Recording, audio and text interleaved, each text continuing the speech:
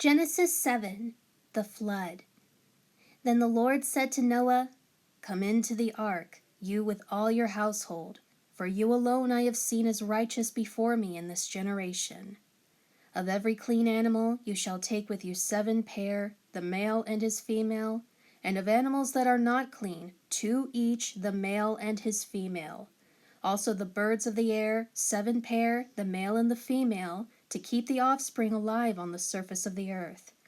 For in 7 days I am going to cause it to rain on the earth for 40 days and 40 nights, and I will destroy every living thing that I have made from the surface of the earth." So Noah did all that the Lord commanded him. Noah was 600 years old when the flood of water came on the earth, covering all the land. Then Noah and his sons and his wife and his sons' wives with him entered the ark to escape the flood waters. Of clean animals and animals that are not clean, and birds and fowls and everything that crawls on the ground, they came, motivated by God, into the ark with Noah 2 by 2, just as God had commanded Noah. And after the 7 days God released the rain, and the floodwaters came on the earth. In the 600th year of Noah's life, on the 17th day of the 2nd month, on that same day, all the fountains of the great, deep, subterranean waters burst open, and the windows and floodgates of the heavens were opened. It rained on the earth for 40 days and 40 nights.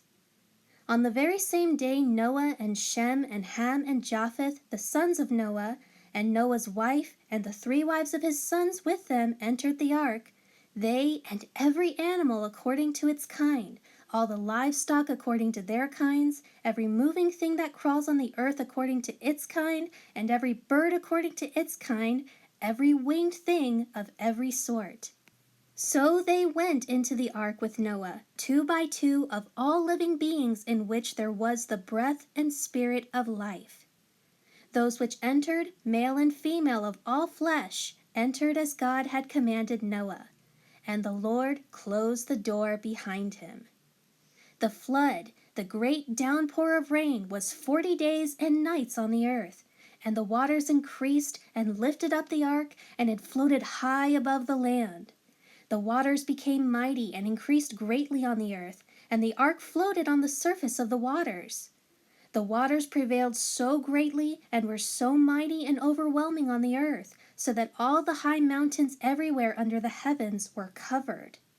In fact, the waters became 15 cubits higher than the highest ground, and the mountains were covered. All living beings that moved on the earth perished. Birds and cattle, wild animals, all things that swarm and crawl on the earth, and all mankind.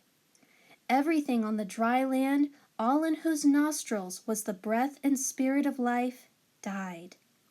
God destroyed every living thing that was on the surface of the earth. Man and animals and the crawling things and the birds of the heavens were destroyed from the land.